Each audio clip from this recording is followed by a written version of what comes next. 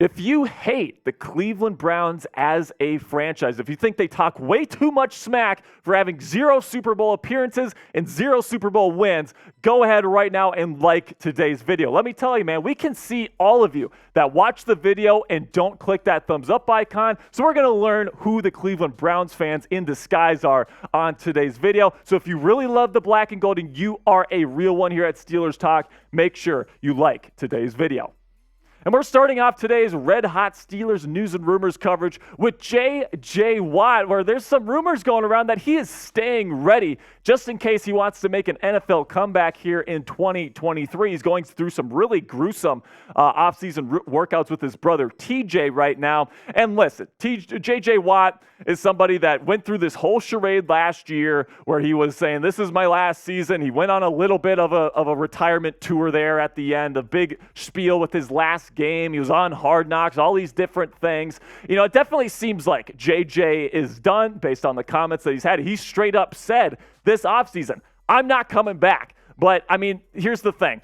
I've seen crazier things in the National Football League than somebody that's still a really good player coming back to play with his brother. There's definitely crazier things that have happened in the National Football League. But, you know, even if there's a major injury on the Pittsburgh Steelers this year, I would still say it's highly, highly doubtful. I think that these workouts are not a sign that he plans on playing. Rather, he just wants to stay in shape, and he wants to push TJ to be the best possible player he can be heading into the 2023 campaign, and that's what a good brother does. So I think he's going to stay retired, and even if, say, like Larry Ogunjobi has a big injury this year and the Steelers could really use somebody at that 5 technique position, I still think JJ, the answer is still going to be no, but crazier things have happened, so I think the door is at least just slightly cracked open at this point. So what do you guys think about J.J. Watt? Let me know down there in the comments section. Is there any shot that J.J. Watt joins the Pittsburgh Steelers here in 2023? Give me a yes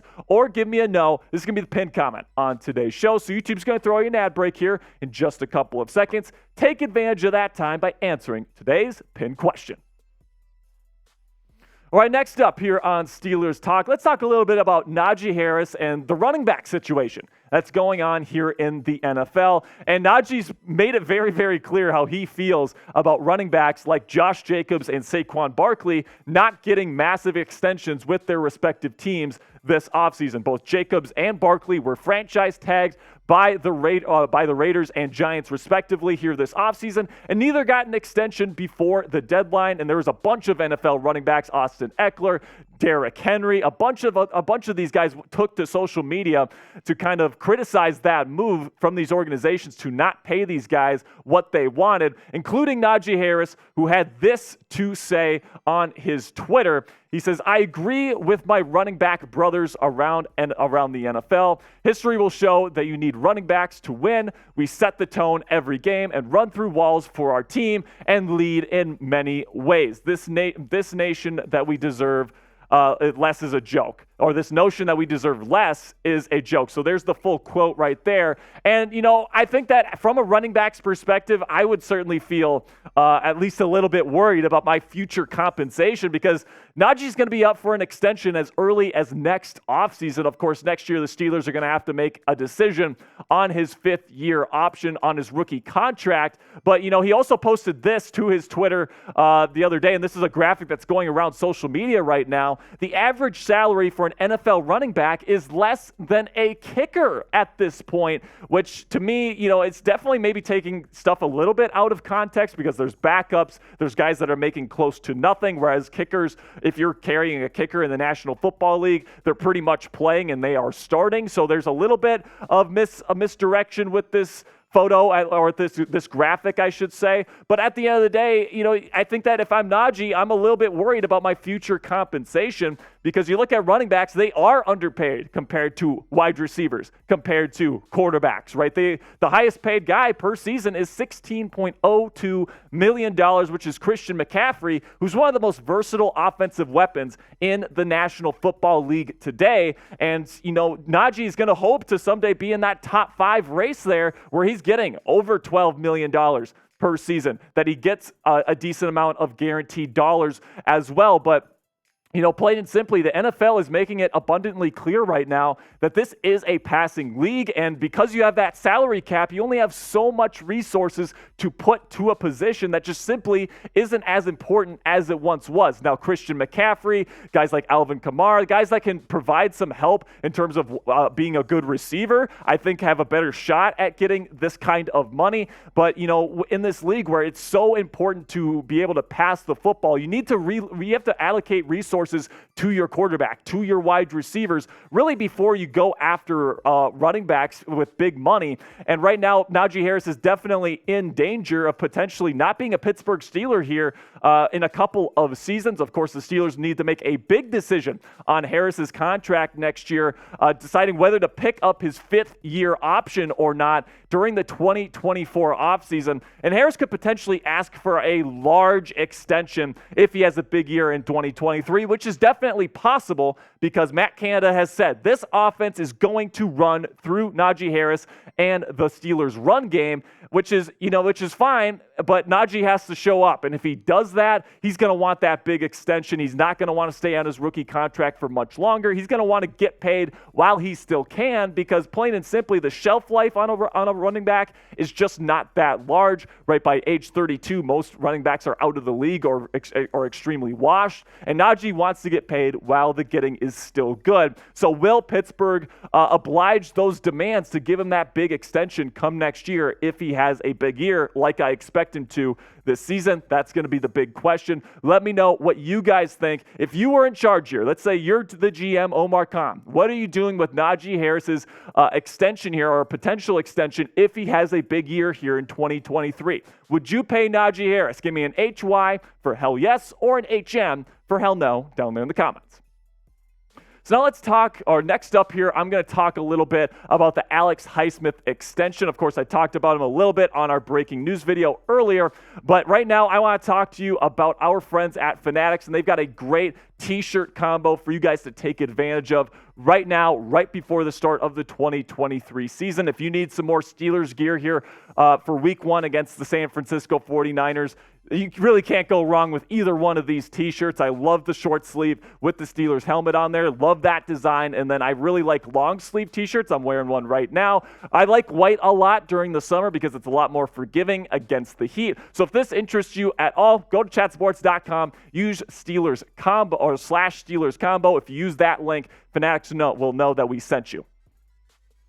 All right, so now the cherry on top of Omar Khan's offseason, of course, free agency was great, and then you got a great NFL draft. I gave them A's for both of those things.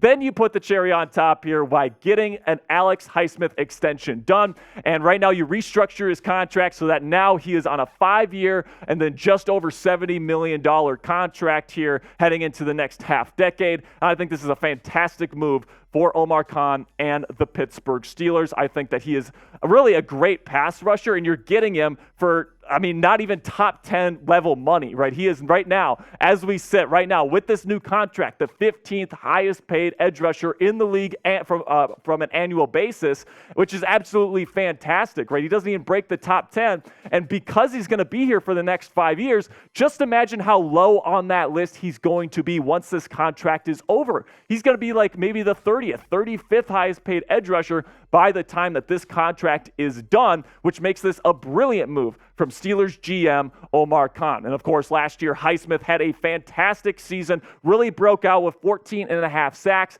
5 forced fumbles, 12 tackles for loss. So he was a big-time impact player on the opposite side of T.J. Watt. And when T.J. Watt and Alex Highsmith were on the field at the same time, plain and simply, the Steelers had the best defense in the National Football League. The Steelers wanted to make this pass rush the cornerstone of their defense for the next at least half decade, and they did that here with this incredible value pick or pickup here of this extension of Alex Highsmith. Now, I really do think this, guys, that if Alex Highsmith was willing to take less money to stay in Pittsburgh. I don't think it's necessarily because the food is good in Pittsburgh, even though it really is. I think it's because he loves the organization. He loves Mike Tomlin. He loves his teammates. And it's really a testament to the Steelers culture that you can get a guy like Alex Highsmith to take less money than he could have gotten elsewhere in free agency just to stay. I think that's fantastic. Alex is definitely a Yinzer for life now. He's going to be a Pittsburgh Steeler for the next half decade at least, which is a great thing. If you want to see my full breakdown of all the contract details, my full thoughts on this signing, you can check out this breaking news video that we did earlier today. And I think that we'll put that link down in the comments and description of today's video so you guys can check that out. So now, before I get into the last topic on today's show, we do have a new promotion here on Steelers Talk. If you made it to this point in the video, that means you must be enjoying yourself at least a little bit. And right now, we got a special promotion where if we get to 29,000 subscribers here on the channel, we're going to be doing a raffle of a Joey Porter Jr. Steelers jersey during our Week 1 watch party when the Steelers played the 49ers at Acrisure Stadium. Right now, we're just over 2,200 subscribers away from hitting that goal, and we've got about 2 months to hit that goal. So right now, the clock is definitely ticking. If you want a shot to win that Joey Porter Jr. jersey, click that subscribe button and make sure you tune in for that Week 1 watch party.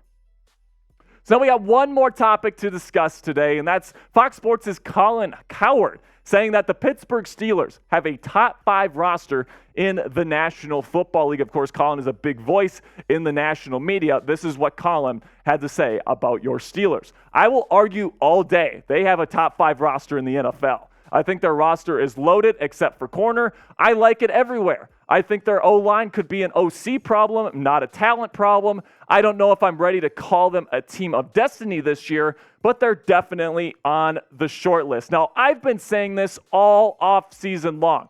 If Kenny Pickett and Matt Canada get their shit together here, this offense is going to be rolling, and because the defense is going to be so good, I think that if Pickett and Canada are rolling, that this is going to be a Super Bowl caliber team. Okay, now those are two big ifs, like we've seen with Matt Canada, right? The last couple of seasons, not the most creative offensive mind. Kenny Pickett had some struggles last year that could translate into year 2, even though I'm very optimistic about his future. And I would say the one thing I disagree with on Colin here is that the cornerback room is actually pretty darn good here in Pittsburgh. I love Patrick Peterson. Levi Wallace is a very solid veteran that got quite a few interceptions last year. But a lot of people forget about how well Levi played. And then you got Joey Porter Jr. and Corey Trice Jr., two players that are absolutely tailor-made for what the Steelers want to do on defense. And I really do think that this cornerback room and this secondary in general is going to really surprise some people here in 2023. Everybody knows how good the pass rush is here in Pittsburgh. Not a lot of people are aware of just how good the secondary is going to be here in 2023. So what say you? Let me know down there in the comments section. The Steelers currently have a top 5 roster in the National Football League. Do you agree with that, or do you disagree with it? Or do you disagree with that? Type A if you agree, or type D if you disagree. Let me know what you guys think down there in the comments. My name is Jack Sperry, guys. That's going to be it for today's show. If you want some of my Steelers-specific stuff on Twitter, you can go to my Twitter at Sperry_Yins. Really do appreciate all the support, guys. I will see you guys later. And as always, here we go, Steelers.